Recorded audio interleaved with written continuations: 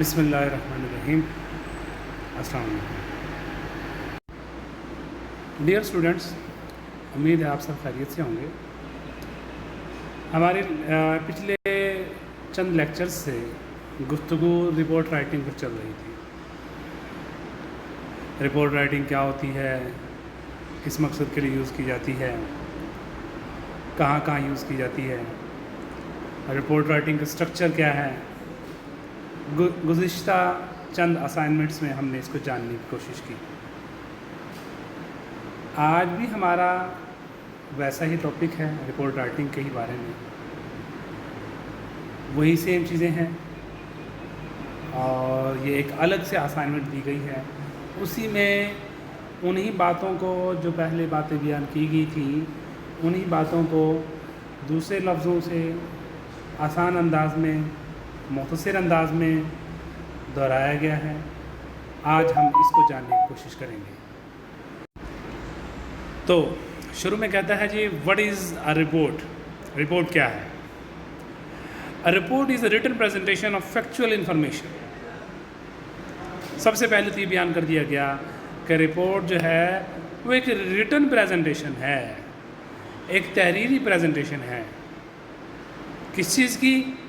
Factual information की, हकीकी मालूमात की, दुरुस्त मालूमात की, हकीकी मालूमात की एक तहरीरी प्रेजेंटेशन है। वो कौन सी मालूमात है?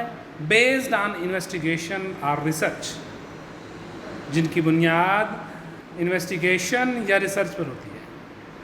इन्वेस्टिगेशन या रिसर्च की वजह से, तहकीक की वजह से, तहकीक पर मबनी जो हक़ाइक़ आते हैं, जो हक़ाइक़, हकीकी मालूमात हम अख़ज़ करते हैं, उनको तहरीरी सूरत में लिख लेना, that is called report. Report form the basis of solving problems और मेकिंग डिसीजन। कहते कि रिपोर्ट बनती हैं basis of solving problems, problem solve करने के लिए। नेक्स्ट कहता है जी, मेकिंग डिसीजन, किसी जगह डिसीजन लेने के लिए। Often in the subject of business and science, ज़्यादातर बिजनेस के डिपार्टमेंट में, बिजनेस के शोबे में और साइंस के शोबे में। कहते हैं रिपोर्ट बनाई जाती हैं एक तो प्रॉब्लम सॉल्विंग के लिए और दूसरा डिसीजन मेकिंग के लिए। कहीं पर कोई मसला आ गया, उसके मसले को हल करना है, या कहीं पर मुख्तलिफ हमारे सामने रास्ते हों, उनमें से किसी एक को चूज़ करना हो, तो उस मकसद के खातिर कहते ज़्यादातर ये सिचुएशन बिज़नेस में और साइंस में हमारे सामने आती हैं। तो इन मकासद की खातिर हम रिपोर्ट बनाते हैं। The length of report varies. Report की लेंथ जो है वो वेरी करती है, मुख्तलिफ होती है। There are short memorandum reports and long reports. कहता है कि वो मुख्तसर तौर पर कोई मेमोरेंडम हो सकते हैं, मेमो हो सकते हैं, एंड लॉन्ग रिपोर्ट्स। अब ये मेमोरेंडम क्या होता है जी? मेमोरेंडम ये आपके सामने लिखा हुआ है, जिसको शॉर्ट में मेमो भी कहते हैं। A memo report is an informal report format. एक तो ये गैर रस्मी फॉर्मेट है। रस्मी फॉर्मेट वो होता है जिसमें प्रॉपर वे से एक इदारा दूसरे इदारे से कम्युनिकेट करता है। इनफॉर्मल फॉर्मेट वो होता है जिसमें गैर रस्मी अंदाज में, वैसे ही आप यूँ समझ लें कि मतलब as a way of friendly talking, एक डिपार्टमेंट इंटरनली अपने अंदर किसी दूसरी बॉडी से, किसी दूसरे ऑफिसर से ही कम्युनिकेट करता है। तो ये मेमो रिपोर्ट होती है और ये इनफॉर्मल रिपोर्ट फॉर्मेट है। कहता है कि often use to report to a request for information. किस लिए यूज़ की जाती है? आमतौर पर to reply to a request for information, मालूमात के दरकार के लिए, जो आपको मालूमात दरकार हैं।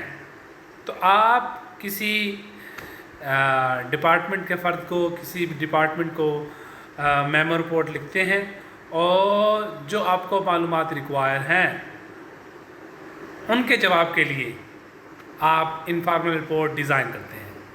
Memo reports are intended to internal use. Internal use जैसे मैंने पहले बताया, you may wish to use bold print और underlining for headings in a memo report to make them stand from the rest of the text। यहाँ पर बताता है memo report में, जो इनफॉर्मल है, कि जो इसमें जो अहम इम्पोर्टेंट चीज़ें हैं उनको आप वहाँ पर बोल्ड कर सकते हैं और उनको अंडरलाइन कर सकते हैं आप, जिन चीज़ों को आप समझते हैं कि ये बकिया टेक्स्ट से, बाकी मानदा रेस्ट ऑफ द टेक्स्ट से प्रोमिनेंट रहें, वाज़े रहें, तो आप इस तरह ये तदबीर इख्तियार करते हैं कि उनको आप बोल्ड कर देते हैं या उनको अंडरलाइन कर देते हैं ताकि वो प्रोमिनेंट हो जाए।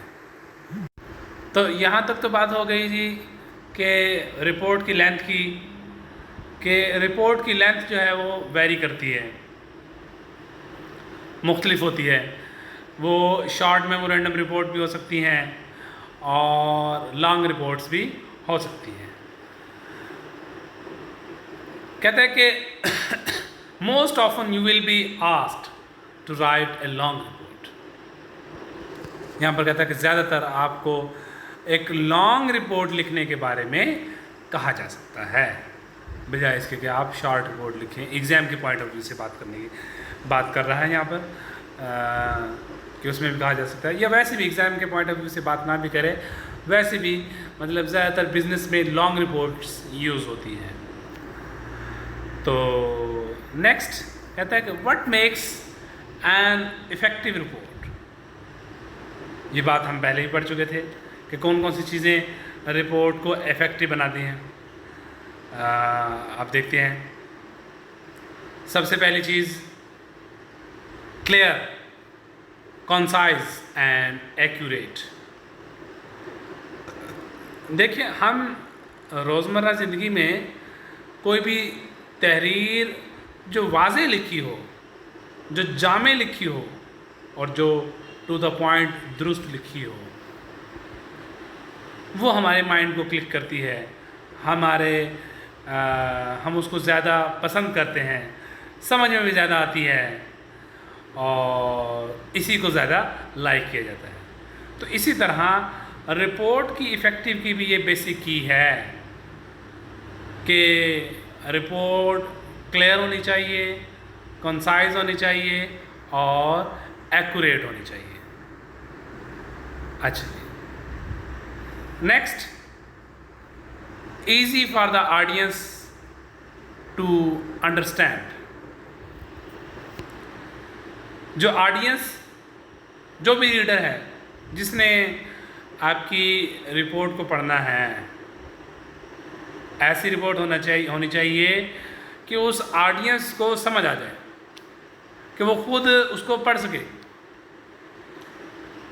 ऐसा ना हो कि आपने रिपोर्ट तो अच्छी डिज़ाइन कर ली, लेकिन रिपोर्ट जिसके लिए डिज़ाइन की थी उसका मेंटल कैलिबर ऐसा नहीं, उसकी मेंटल कैपेबिलिटी ऐसी नहीं, समझबूझ ऐसी नहीं कि वो उसको अंडरस्टैंड कर सके।